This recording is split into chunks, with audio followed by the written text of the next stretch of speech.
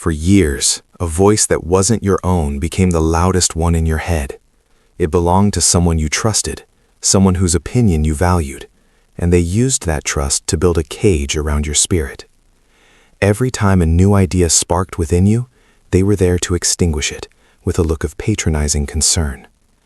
"You have your head in the clouds," they'd say, not with anger, but with a kind of weary disappointment that cut deeper than any shout could. Your dreams were dismissed as fantasies, your intuition as naivete. They championed the safe path, a dull, gray road they insisted was for your own good. Their words were like a slow, steady drip of water on stone, gradually wearing away your confidence. You started to second-guess yourself, then to doubt yourself, and finally, to silence yourself altogether. The silence they imposed wasn't empty. It was heavy with the ghosts of unspoken ideas and abandoned projects. You began to feel invisible, as if the most vibrant parts of you had ceased to exist because no one of importance would acknowledge them. The pain wasn't a sharp, sudden wound. It was a chronic ache of worthlessness, a spiritual paralysis that left you convinced that your time had passed, that whatever gift you once had was gone for good. You truly believed them. You stopped listening to the universe, and you stopped listening to yourself. And then, in the quiet room they had sentenced you to, a sound began. It wasn't in your ears, but in your soul, a high, clear frequency, a ringing hum of pure potential. For the first time in years, you chose not to dismiss it. You leaned into it, you listened. In that moment, something unlocked. It wasn't a thought, it was a download, a complete blueprint, a divine idea that resonated with every part of you they had tried to silence. It landed in your spirit not as a whisper, but as a certainty. It was your own voice, finally returning home. As this new energy began to build within you, the universe started to balance its books. The law of cause and effect is patient, but it is absolute. The one who sowed doubt began to reap confusion. You saw them, weeks later, from across the street. The change was jarring. The smug confidence that once defined them was gone, replaced by a gaunt, hollowed-out worry etched deep into their features. Their shoulders, which they used to hold high with arrogance, were now slumped, carrying the invisible weight of their own poor choices. The whispers followed, not because you sought them out, but because energy talks. Their sure-thing businesses were failing. The safe path they championed had become a dead end, a cage of anxiety and mounting debt. Their spark was gone, leaving behind a heavy, gray aura of spiritual bankruptcy. Of course they noticed your light. People who have lost their own are always drawn to a flame. They heard you were working on something new, that the person they thought they had successfully broken was now building something from the ground up. Driven by their own desperation and mistaking your new strength for their old opportunity, they decided to find you. Look, let's talk about what really happened. His mistake wasn't one bad investment or a single poor choice. It was a deep spiritual error in judgment. He made a deal with mediocrity, believing it was the same as security. While you were dreaming of building something new, something that came from that divine spark, he was busy championing this safe path. But that safe path was a lie. It was a road paved with fear. Fear of failure, fear of the unknown, and most of all, fear of the kind of brilliance he saw in you but couldn't find in himself. His great error was believing that true wealth comes from spreadsheets and predictable outcomes. He dismissed your intuition, the very thing that connects us to divine ideas, because he had long ago silenced his own. He chose the tangible over the inspired. He bet on the world he could see and touch, and in doing so, he turned his back on the universe. The biggest mistake he ever made was trying to convince you that his cage was a kingdom, and that your wings were a liability. He chose a life of calculated, soulless ambition, and that is a debt the spirit can never afford to pay. And so, the harvest begins. It doesn't happen with a thunderclap or a dramatic confrontation. It happens quietly, in the background of your life, like a change in the season. While that divine frequency was recalibrating your entire being, the universe was busy balancing its own accounts. The energy you give out must, eventually, return to you. And the energy he put out, an energy of suppression, of fear disguised as practicality, was coming home to roost. You started to see the signs, not because you were looking for them, but because you couldn't avoid them. You'd see him from a distance, maybe at a coffee shop or walking down the street. The change was stark. The man who walked with the arrogant posture of someone who believed they had all the answers was gone. In his place was someone hunched, as if carrying a weight you couldn't see but could definitely feel. His face, which once held a permanent look of smug judgment, was now thin and sallow. There was a hollowness in his eyes, the unmistakable look of someone who lies awake at night staring at the ceiling, haunted by numbers that don't add up and opportunities that have vanished. The whispers came next. Friends of friends would mention it in passing. His sure-thing investments had collapsed. The safe path he so proudly walked had led him off a cliff. He who preached security was now drowning in debt, his life a frantic scrabble to plug holes in a sinking ship. But the real bankruptcy wasn't financial, it was spiritual. He had lost his spark. The vital energy that animates a person had dimmed, leaving behind a heavy, gray aura of defeat. He had spent years trying to extinguish your light, never realizing he was using his own fuel to do it. Now, his tank was empty. And of course, he noticed you. People living in darkness are always the first to notice a new light. He saw the shift in your energy before he even heard about your project. He saw that the person he thought he had successfully broken was now moving with a purpose and a quiet confidence that he had lost. Driven by the desperation that comes from hitting rock bottom and mistaking your newfound strength for his old opportunity, he decided it was time to reconnect. He saw your flame not as a thing of beauty, but as a source of heat he could use to warm his own cold, empty hands. And then he found you. It wasn't by chance. People like him, when their world is crumbling, become excellent trackers of light. He showed up at a place he knew you frequented, trying to stage the encounter as a happy accident. But there are no accidents when desperation is the driving force. He tried to wear his old mask of easy confidence, but it was a poor fit, cracked and peeling at the edges. The arrogance was gone, replaced by a nervous energy that made his smile look more like a grimace. He spoke of the good old days, trying to invoke a shared history that you now remembered with perfect, painful clarity. The nostalgia he was selling was a currency you no longer accepted. It was a language from a country you no longer lived in. As he spoke, you didn't feel the old sting of resentment or the familiar ache of worthlessness. You felt nothing but a profound, almost detached calm. You saw him for what he truly was, not a villain, but a man terrified of his own emptiness, a man who had gambled his soul on the illusion of control and lost everything. The power he once held over you was gone, because the part of you that believed his lies no longer existed. Then came the pitch. Leaning in, with a voice that tried to feign the old conspiratorial tone they once shared, he said it. "I heard you're working on something new, something big." He paused, searching your face for a flicker of the old you, the one who sought his approval. "I always knew you had it in you. You just needed a little push." The audacity was breathtaking. He was trying to rewrite history, positioning himself as the mentor who was tough on you for your own good. "Listen," he continued, his voice dropping, "why don't you let me help? We were always a great team. We could partner up, take this thing to the next level." He wasn't offering a partnership. He was begging for a lifeline. He saw the light of your divine idea not as something to celebrate, but as a fire he could use to warm his own freezing hands. He wanted access to the blessing he had tried so hard to convince you that you'd never receive. And in that moment of absolute clarity, you looked him directly in the eye. There was no malice in your gaze, no triumph, no anger. There was only the quiet, unshakable certainty of someone who knows their own path. The frequency you had heard in the silence was still humming within you, and it left no room for his static. Your voice, when you spoke, was even and calm. It was the voice he had tried to silence for years, now speaking with an authority he could never possess. "I'm on a different path now," you said. The words were not an attack. They were a statement of fact, a simple truth. You let them hang in the air for a second before adding the final, definitive closure. "I wish you well." There was no room for negotiation, no argument. You had not opened a door for discussion. You had pointed to a door that was already locked. You saw a flicker of disbelief in his eyes, then confusion, as he realized the dynamic he had relied on for so long had vanished completely. The person he came looking for was gone. You didn't need to say another word. You simply gave a small, final nod, turned, and walked away. You didn't look back. You didn't need to. His chapter was over. The liberation wasn't in his defeat, but in your quiet, peaceful, and absolute freedom. The blessing you received in that silence was never meant to be shared with the one who created it. It was yours, and yours alone, and your path was just beginning. Let's talk about the signs, because the universe rarely sends a thunderclap when a quiet change in the weather will do. You don't see him often anymore, but when you do, it's a lesson in consequences. His downfall wasn't a public spectacle.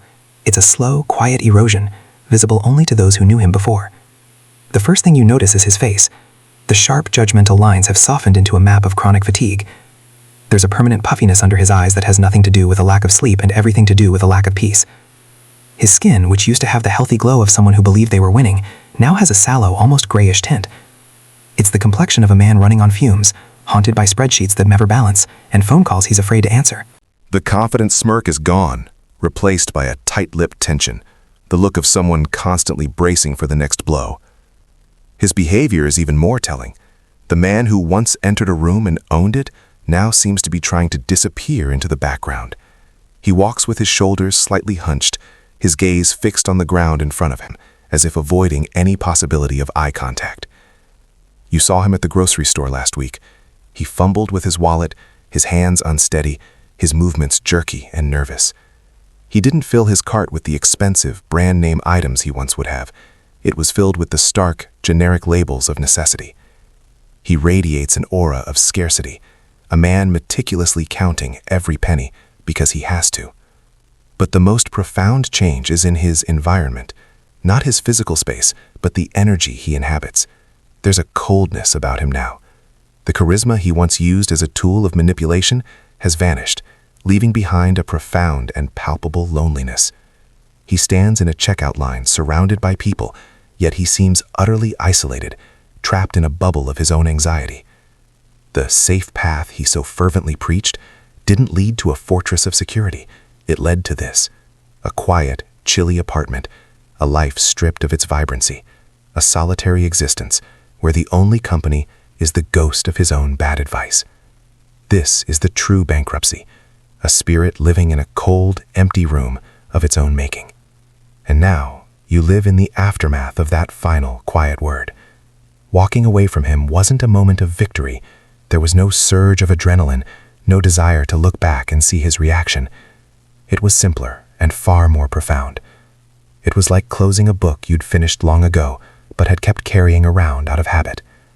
The release wasn't in the sound of the cover closing, but in the sudden lightness of your arms.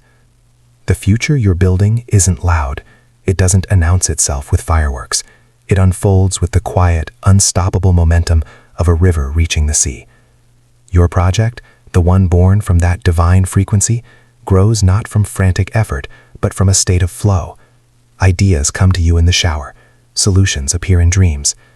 The right people show up at exactly the right time, drawn not by a business plan, but by the resonance of your certainty. You are no longer trying to force a result. You are simply allowing what is meant to be to come into existence. You have stopped looking for permission. You have stopped needing an audience. The validation you once craved from him has been replaced by a deep internal knowing. You've come to understand that the people who try to shrink your dreams are always the ones who have abandoned their own. His cage was never about protecting you. It was about preventing you from flying so high that you'd remind him he was still on the ground. You no longer think of him. His story has diverged so completely from yours that it feels like it happened to someone else in another lifetime. His existence has become irrelevant, not out of malice, but because your energy is fully occupied with creation, with purpose, with the high, clear frequency that is now the soundtrack to your days. This is the full stop. It is not an act of anger, but an act of profound self-preservation. It is the realization that some doors must not only be closed, but sealed shut, so that no draft from the past can ever chill the warmth of your present. The blessing was never about the money or the success. The true blessing was the silence that forced you to finally hear your own voice. And that is a fortune no one can ever take from you again. Your path is your own, and for the first time, you are walking it with your head held high, listening not to the world, but to the universe humming inside you. He found you. It wasn't by chance. Desperation is a GPS that tracks light. He tried to wear his old mask of easy confidence, but it was a poor fit, cracked and peeling at the edges. The arrogance was gone, replaced by a nervous energy that made his smile look more like a grimace. The man who once stood tall on a foundation of judgment now seems hollowed out, haunted by the very mediocrity he championed. His safe path had led him right off a cliff, and now he was standing at the bottom, looking up at you. He started with nostalgia, trying to sell you a version of a past that never really existed. Then he got to the point. "I heard you're working on something new," he said, leaning in, trying to force an intimacy you no longer shared. "I always knew you had it in you. You just needed a little push." The audacity was breathtaking. He was trying to rebrand himself as your tough love mentor, to claim credit for the very light he had worked so hard to extinguish. "Listen," he continued, his voice dropping. "Why don't you let me help? We were always a great team. We could partner up, take this thing to the next level." He wasn't offering a partnership. He was begging for a lifeline.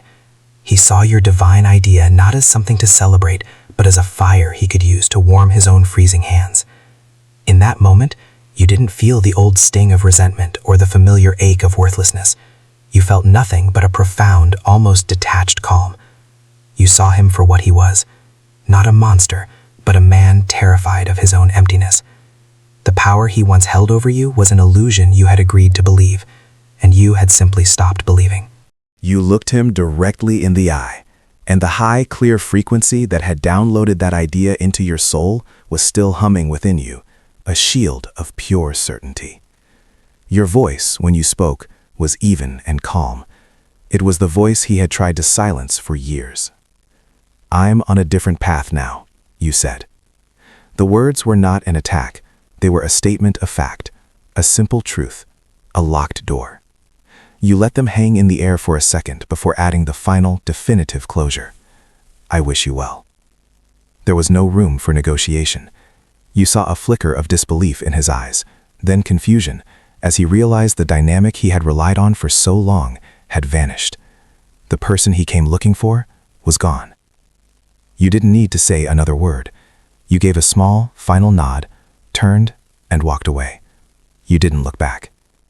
The liberation wasn't in his defeat, but in your quiet, absolute freedom. The blessing you received in the silence he imposed was never meant to be shared. It was yours, and your path was just beginning. And then, the moment will come, not with a dramatic confrontation under storm clouds, but with the sterile, silent buzz of a phone on a wooden table. You'll be in your element, surrounded by the beautiful, organized chaos of your creation, living in the hum of that clear, high frequency. In that space, peace isn't an aspiration, it's the very air you breathe. Then, the screen will light up with a name you haven't seen in years, a name that once had the power to stop your heart, to make the blood drain from your face. But now seeing it is like looking at an old photograph of a stranger. There is no charge, no jolt of pain. There is only a quiet curiosity. The message is exactly what you'd expect from a man drowning in the shallow end. It's a pathetic cocktail of feigned nostalgia and transparent opportunism. "Hey," it begins, "was just thinking about you. Heard you're finally doing that big thing we used to talk about. I always knew you had that spark. We should connect for old time's sake." You will read the words, and you won't feel anger. You won't even feel pity. You will feel the profound and unshakable calm of someone looking at a problem that is no longer theirs to solve. You will see every layer of his strategy, the attempt to rewrite history, to position himself as a forgotten mentor, to test the waters and see if there's a way back into the warmth of your light. He isn't reaching out, he's reaching for a lifeline. And in that deafening silence, you'll realize the final truth. The validation you once would have crawled over broken glass for is now utterly worthless. His approval is a foreign currency in the new economy of your soul. You don't need to explain your new path to him. You don't need to justify your silence. You don't owe him a response, an argument, or even a goodbye. Your thumb will hover over the screen, not with hesitation, but with the slow, deliberate certainty of a judge signing a final verdict. You won't type a reply. You will simply press block. The action is small, almost silent, but it is the most powerful thing you have ever done. It is not an act of war, but a declaration of sovereignty. You are closing a door that was never meant to be reopened. You are choosing your peace over his history. You will put the phone down, turn back to your work, and take a deep breath. The air will feel cleaner, lighter. The high frequency inside you will seem hum just a little bit louder, a little bit clearer, now that the last piece of static has been permanently removed. I am free.